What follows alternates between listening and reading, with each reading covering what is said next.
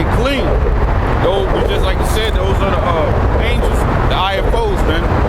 And out of his mouth goeth a sharp sword, that which and he shall smite the nations, and he shall rule them with a rod of iron, and he treadeth the winepress of his fierceness and wrath of Almighty power. Yeah, so that that sword, yeah, that's that beam that you see right here. See, put it up there where y'all can see it. You can look at that. See, that's just like Independence Day, that whole ship right there. See that blue beam coming out of there? That right there is concentrated fire. That's what he said, that sword that go out my mouth. That's concentrated fire, man.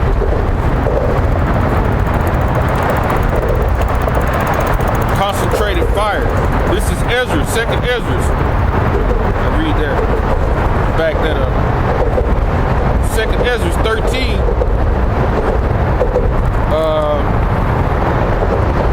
Start at 3. It says, and I beheld, and lo, that man waxed strong with the thousands of heaven, and when he turned his countenance to look, all the things trembled that were seen under him. That man is Yahweh Shai. And those thousands of heaven, those are those angels. The IFOs, man, that we just showed you on the sign. Verse 4, it says, and whensoever the voice went out of his mouth, all they burned that heard his voice, like as the earth filleth when it filleth the fire. It's that blue beam we just showed you that was coming out of the ship. It says, I'm going to read that again. And whensoever the voice went out of his mouth, all they burned that heard his voice, like as the earth filleth when it filleth the fire. So that's telling you right there, that blue beam that's coming out when it hit, it's going, that concentrated fire. That concentrated fire is going to set everything else on fire. And the scripture tell you, Isaiah 66, what? The slain of the Lord is going to be many. So a lot of people are going to die, man, in that day, man. Verse 5, it says, and after this I beheld, and lo, there was gathered together a multitude of men out of the number from the four winds of heaven to subdue the man that came out of the sea.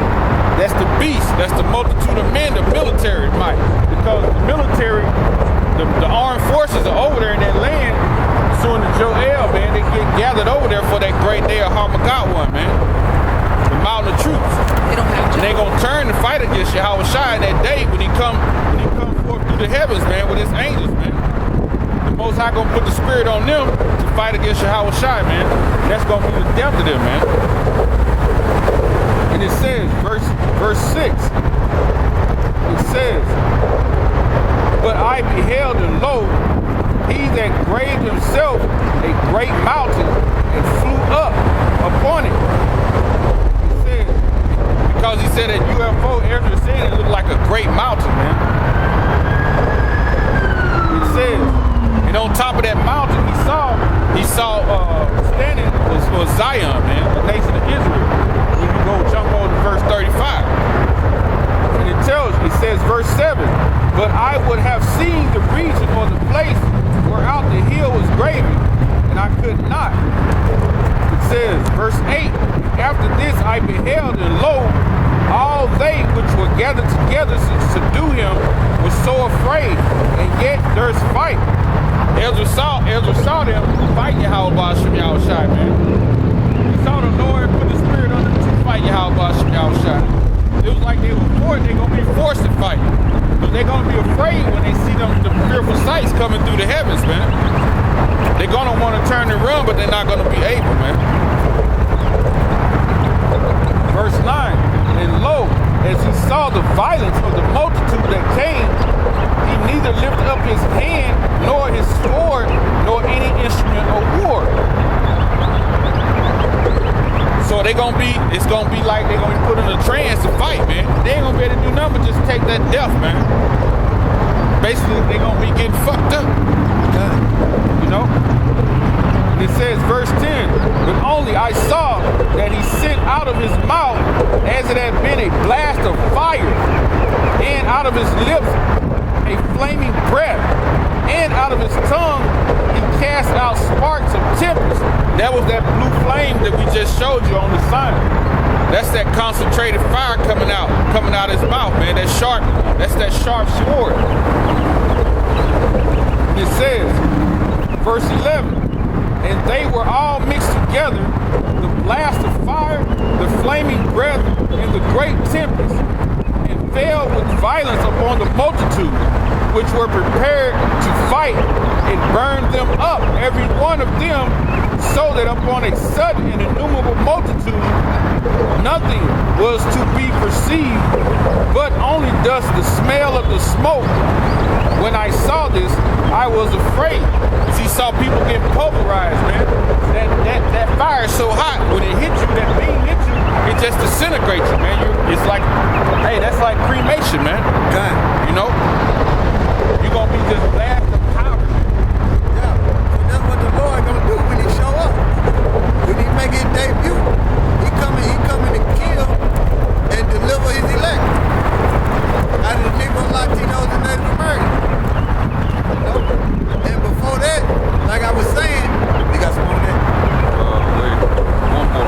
Okay. It says, after I saw the same man come down from the mountain and call upon him another peaceable multitude. That's the nation of Israel, man. The remnant, you know? Out of the northern kingdom. Yup, 10 tribes, come. And they came much people unto him, whereof some were glad, some were sorry, some were bound, and other brought of them that were offered. Then was I sick with great fear, and I awaked and said, yeah, he was weak, because you got to remember, Ezra was fasting. You know, he was fasting in order to get them visions, so he was weak, and he woke up. Go ahead, it's a moment. It says, thou hast showed the servants these wonders from the beginning, and hast counted me worthy that thou shouldest receive my prayer. Show me now the interpretation of the dream. Yeah, go ahead. So go into the interpretation. Yeah.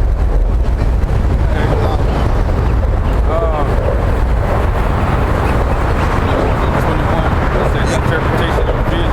Yeah. Verse 21, the interpretation of the vision shall I show thee, and I will open unto thee the thing that thou hast required, whereas thou hast spoken of them that are left behind. Yeah, the left behind. If you got a multitude of people and you got some that left behind, what does that mean? A remnant. Okay? That's what that means. It's talking about a remnant. Go ahead. It says, whereas thou hast spoken of them that are left behind, this is the interpretation. He that shall endure the pearl in that time have kept himself. What? Have kept himself. Not partakers in this world, and he had faith in Yahweh Shemel Shai. Go ahead. They that be fallen into danger are such as have works and faith towards the Almighty. See them? That did what the Heavenly Father said do according to the scriptures. Go ahead. Know this therefore, which is the elect. Know this therefore, that they which be left behind are more blessed than they that be dead. Yup. They that are left behind, the remnant, the ones that's dead, is talking about the 2/3. Okay? Because not all Israel gonna be saved, only a remnant. Okay? So it said those, the remnant are much more blessed than those that are dead. You see? Because 2/3 don't feel it, man. They gonna get their ass tore up, man. Because they don't have faith and they don't have work. You see? It said, know this therefore, that they which be left behind are more blessed than they that be dead. This is the meaning of the vision. Whereas thou sawest a man coming up from the midst of the sea, Yeah. the same of whom the Most High, the highest, have kept in great season. Yep, in great season. For what season? The time of war. Okay? For him to deliver the Negro, Latinos, and Native Americans, the elect out of them. Go ahead. Which by his own self shall deliver his creature. What? Shall deliver his creature. Go ahead. And he shall order them that are left behind. The remnant. And whereas thou sawest, that out of his mouth there came a blast of wind and fire and storm. No joke, right? No joke. And that he held neither sword nor any instrument of war, but the rushing in of him destroyed the whole multitude. Yeah, that's that multitude that was gonna fight against him. You see? Just like you see in Independence Day, right? Just like you see in Independence Day, you're gonna have a multitude of military power that's gonna try to fight Yahweh Shemel Shah. It says, but the rushing in of him, verse 28, destroyed the whole multitude that came to subdue him. This is an interpretation. Behold, the days come when the Most High will begin to deliver them that are upon the earth. And he shall come to the astonishment of them that dwell on the earth. Oh, to this astonishment. Look up that word astonishment. Go to the etymology. I just want to look. I know what it means, but I just want to bring it out. I just want to bring it out.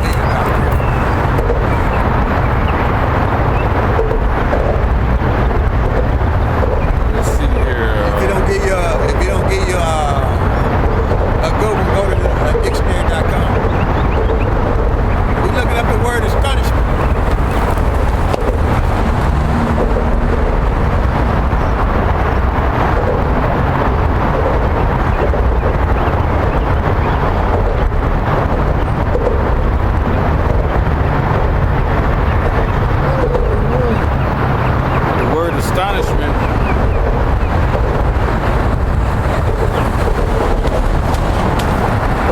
One definition is paralysis.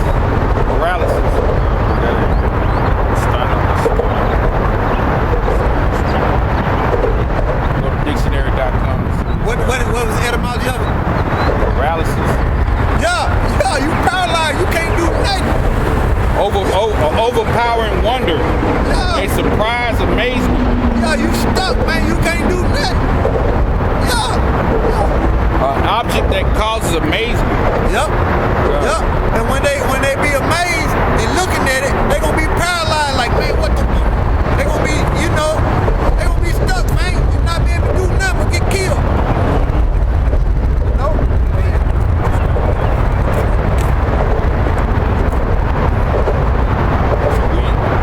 Even though we gonna be probably amazed at it too, but you gotta remember, man. Just stay Amazed, hold your faith. really like excited, man. Yeah. Really like excited because you probably following these scriptures, man. You know that what it is. the day of the Lord is close, man. You know what it is, man. You know what it is, man. You're gonna be jumping for joy, man. Cause guess what? There's gonna be so much hell on this earth, man. Man. You know? Back in 2nd Ezra 13 and 30, and he shall come to astonishment of them that dwell upon the earth. It says, and one shall overtake to fight against another, one city against another, one place against another. So all that's gonna be going on, man. All that's gonna be going on when he show up. All that's gonna be going on when he show up. Hold that right there. Don't go nowhere. Hold that. What verse is that? That's 31. 31. Give me Jeremiah 51 and 20.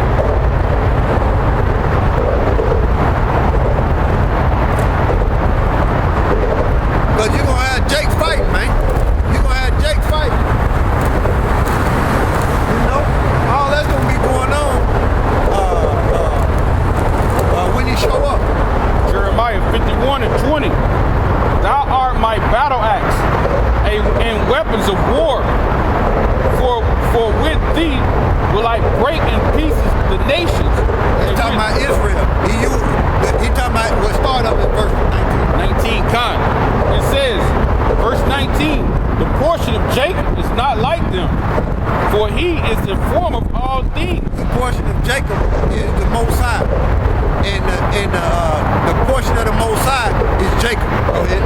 It says he is the form of all things. And it tells you that the knowledge and wisdom that the Most High have, he gave it unto Jacob pursuant to Baruch 3 and 36. Go ahead. And Israel is the rod of his inheritance. Go ahead. weapons of war. Which that word there is Lord right there. That's Yahweh when you look it up in the Hebrew. Go ahead. It says, thou art my battle axe and weapons of war. For with thee I will break into pieces the nations, and with thee I will destroy the kingdoms. And with thee I will break in pieces the horses and his rider. And with thee I will break in pieces the chariots and his rider. Yeah, that's the military power. With thee, verse 22. He's the nations. Verse 22, with thee also will I break in pieces man and woman. What? Man and woman. So goddamn, I thought according to polite, scatterbrain unconscious community, I thought the woman was God. According to polite, old lady, waffling glands can produce a baby. She don't need man. She embarrassed, man. She embarrassed. She is an embarrassment, man. What I mean by embarrassment, when you look it up in the etymology, it means confused, man. That's confusion out of unconscious community, letting the woman talk. It says, I will break into pieces old and young. When you look it up, it means entangled, so that means confused, man. It says, and I will break in pieces the young man and the maid. Verse 23, I will also break in pieces with thee the shepherd and his flock. Oh yeah, the pastor that lead the flock the wrong way, which was the Jeremiah 23:1. Woe unto you. Go ahead. It says, and with thee. And Johanna, woe unto you. Nate say, woe unto you. You see, polite, woe unto you. Alizé, woe unto you. You see? Go ahead. It says, I will break in pieces with thee the shepherd and his flock, and with thee will I break in pieces the husband and his yoke of oxen, and with thee I will break in pieces captain and rulers. Yeah, bubble-eyed blackfish, GOCC, woe unto you. Verse 24, and I will render unto Babylon and to all the inhabitants of Chaldea all their evil that they done in Zion and in your sight, said the Lord Yahweh. Good. What verse was that? That was 24. All right, go back to Ephesus. It says, back in 2nd Ezra 13 and 31, and one shall overtake to fight against another, one city against another, one place against another, one people against another, one realm against another. And the time shall be when these things shall come to pass, and the sign shall happen, which I showed thee before, and then shall my son be declared, whom thou sawest as a man ascending. So it's gonna be revealed who he was, man. Yeah. Not this devil. Not Caesar Borgia. You know? And two-thirds, and you better be aware of Project Bluebeam too. You better be aware of them holograms too. Go ahead. When it says, it says, I will show thee, and then shall my son be declared, whom thou sawest as a man ascending. So ascending means the day he was crucified, and the elect don't get to actually probably see him the way he was after he was messed up. Yeah, that's in yeah, we get the hold on. I'll read that again. Can you find it? Yeah, I know where it's at. I'll read it over. Because when you read that, he said he gonna be declared on whom thou sawest as ascending. So that had to be in that day, we're gonna get to see him. So I'm gonna read that again. It says, 2nd Ezra 13 and 31. It says, and one shall overtake to fight against another, one city against another, one place against another, one person against another, and one realm against another. So you're going to have a lot of fighting all over the planet. These different nations going to be fighting against each other. Like when you go back to Matthew, the 24th chapter, about the 6th verse, that nation right there is ethnos. So that's 2/3. That's Israel going against Israel. You're going to have that going on. You're going to have Israel going against the other nations. The other nations going to be fighting against each other. We're going to have total hell, man. Done. And it says, verse 32, and the time shall be when these things shall come to pass, the signs shall happen, which I showed thee before, and then shall my son be declared, whom thou sawest as a man ascending. Yeah. And then also, we're going to see him, but he's going to have a day of mourning in the kingdom. He's going to bring back that body. It's Zechariah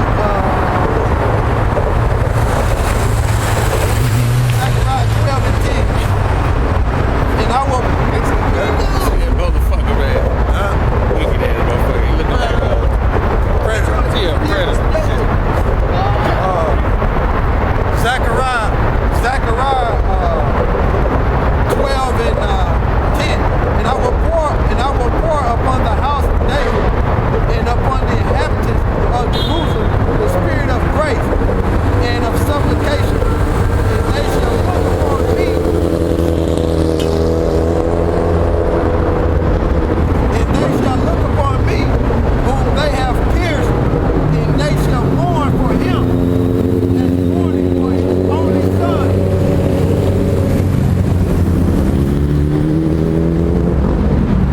Let this stuff come out. His only son, and shall be in bitterness for him as one that is in bitterness for his firstborn. Done. So it's gonna be a lot of mourning that day when Howard Shot put that body back on that he had when he come out that cross, man. So the elect gonna get to see that.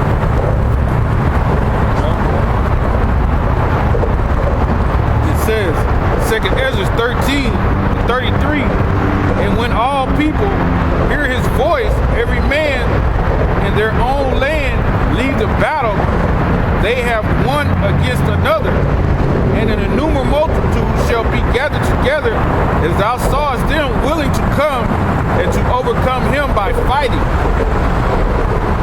That's the battle of Harmageddon, man. The mountain of troops. Armageddon in the English, Harmageddon in the Hebrew, man. The mountain of troops. It says, verse 35, but he shall stand upon the top of Mount Zion. Oh, that's another name for Israel, the Zion, which is a monument or a memorial. It says, and Zion shall come and shall be showed to all men, being prepared and built like as thou sawest the hill graven without hands.